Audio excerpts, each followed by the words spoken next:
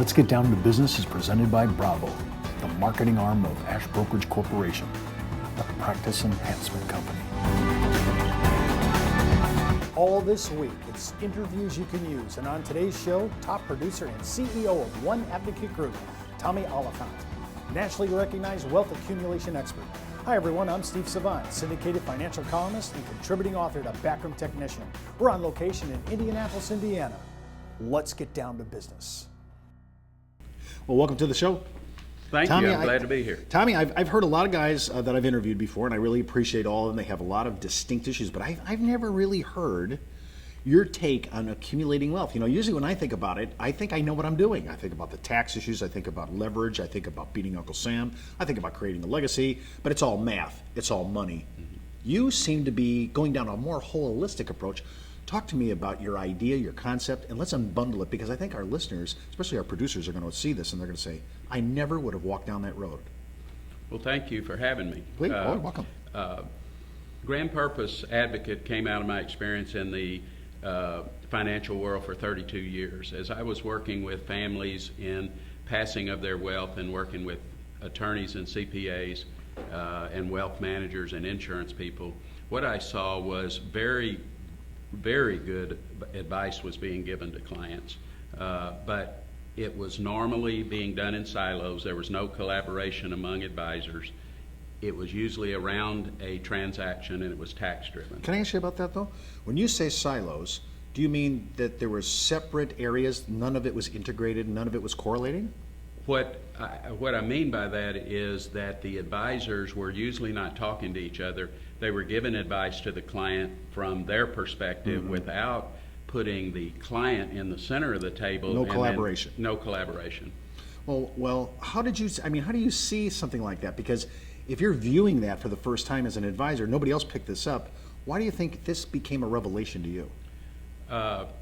I was in a meeting with some prospective clients, 8-hour meeting, and one of the things that I saw, and when this came to me, we had some of the best attorneys, CPAs, working with this client. And in an 8-hour meeting, they never once asked the client what they really wanted. They were telling them what they wanted. Do you think sometimes we take the position like we're a physician and we're just writing a prescription? Just Yes. kind of telling the client, here's what you need, and that's it? Yes, without doing x-rays and understanding all of that. So we're just taking off the top of the head, using our experience to guide us without actually talking to the client to customize whatever they need. Yes. Well, tell me, when you discovered this, and you this line you've come up with, this Grand Purpose Advocate, why did you go that route? How did you invent that? What we talk about with clients is the planning I had done up until 6 years ago when we formed Grand Purpose was around the material asset. Mm-hmm. And we call that traditional wealth planning. And that planning still needs to be done. The client needs to be a good steward of what they have. But we then begin to work on what we call ultimate wealth. And ultimate wealth is around the relationships in the family. It is around the passing not just of the material assets, but of your knowledge, wisdom, values to the next generation, and then also your give back, which we call the gratitude asset. How did you come to this area that it seems to me to be quite personal and quite holistic? It's almost taking on an aspect of psychology.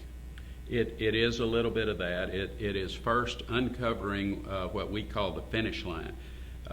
What I see in families, and myself included, is what does the end of this movie look like? What I work with clients on is saying, what's the ideal end of this movie? I don't know if we can get to the ideal, but taking steps toward the ideal is what's important. When John Kennedy said we're going to the moon, it wasn't important whether we got to the moon or not. Look at all the great things that came out of the space program. That's what I see working with families now also, is when you move toward the ideal with passing your wealth and your knowledge and your values and giving back to your community, whether you get to the ideal or not, many great things come out of that. When you were developing this theme of grand purpose, you said earlier, a couple minutes ago, you said that advisors were just telling their clients, they weren't letting their clients talk about it. Do clients know what they want? Do they understand this vision of Endgame and the end of the movie? They get it, but the process we develop helps them verbalize that and come out with a family mission statement, a family vision statement. And then what we believe is the key to all of it is communication. Communication of that vision, letting your children get involved in the family vision and coordinating that. So how many steps are involved once you get past what you say is traditional wealth accumulation? What are the steps to get you down that road? What we do is the first report we do for a client is called the finish line report. And we help them identify what that long-term vision is and then come back and say, what are any roadblocks or dangers that are going to keep us from getting there? What are the opportunities in front of you? And what are the strengths of your family? And from there, then we map out a plan. And many times we're still working on the traditional wealth planning, but now the vision of the future becomes the filter to make those financial decisions.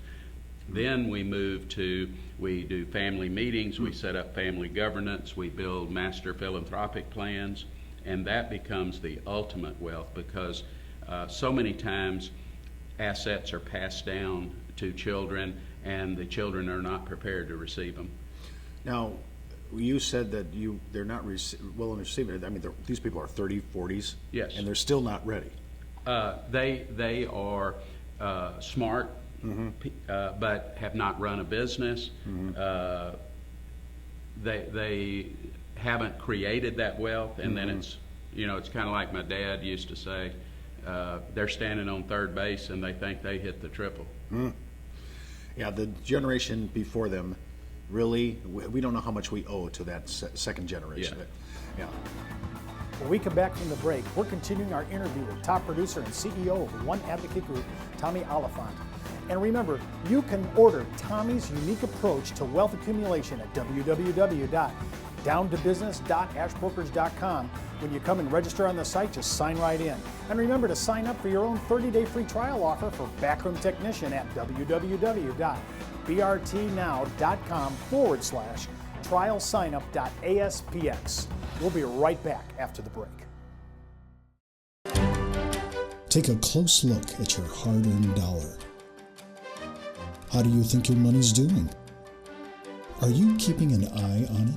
Is it protected from taxes, inflation, and market risk? Over time, those Washingtons could become Franklins.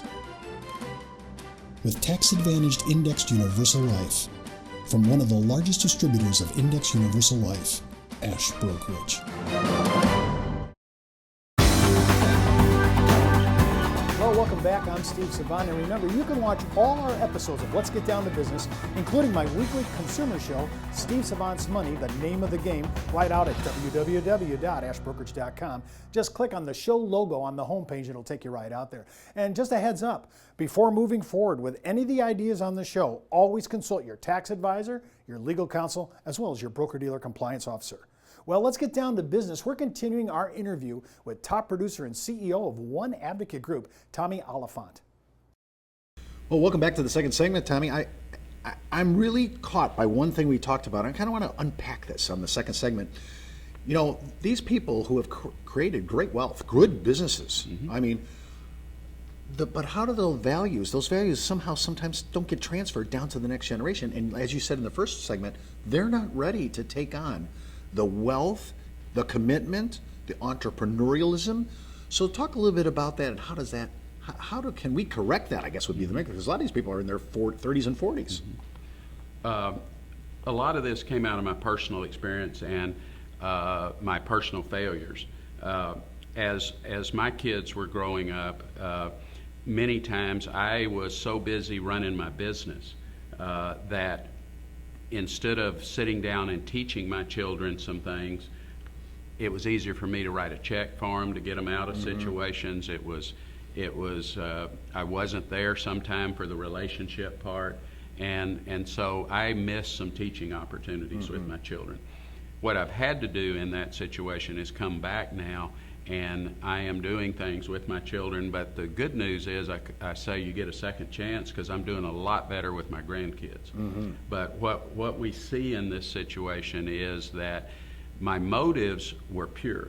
They Mm-hmm. were out of love, because I would give my kids things and not make them work for it, or not let them figure out how to get out of an issue or how to do something. So my motives were pure, but it enabled my kids. And so what I see in families many times is we have entrepreneurs that have created things. Communication is the key, and they haven't done a good job of passing those entrepreneurial skills, the work ethic skills, how to handle money, what money means. And so we work with them through that, through family meetings. Wait, how does that go? I mean, you're in the family meeting. It sounds like this is like a powder keg of emotion. It could be.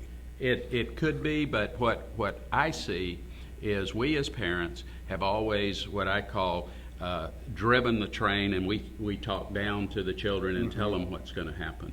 Through our process, we put the parents and the children on the same page, and everybody sits around a table. I use a marble exercise, and when I was a kid growing up, I played marbles, and you could play for keeps or you could play for fun.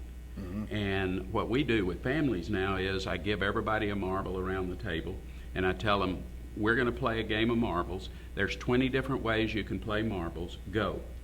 And everybody looks around and starts saying, I say, what's wrong? He said, shouldn't we know the rules, or shouldn't we know how to win? And so I say, yeah, that's the way it is in a family too.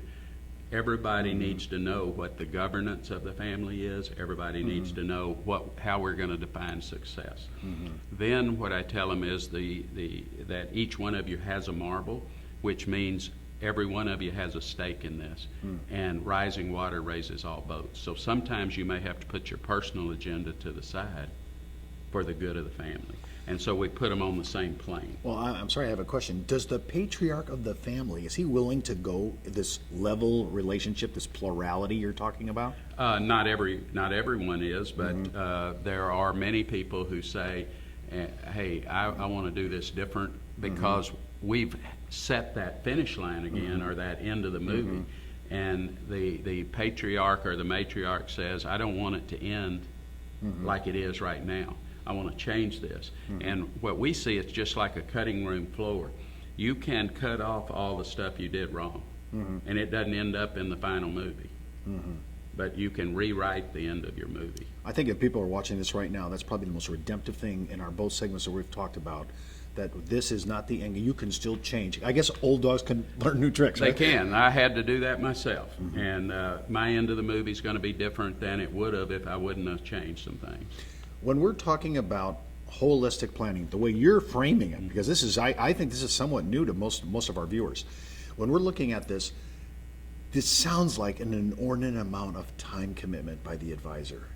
Is that right? Yes, yeah. it is a time commitment, but it's also a time commitment for the family.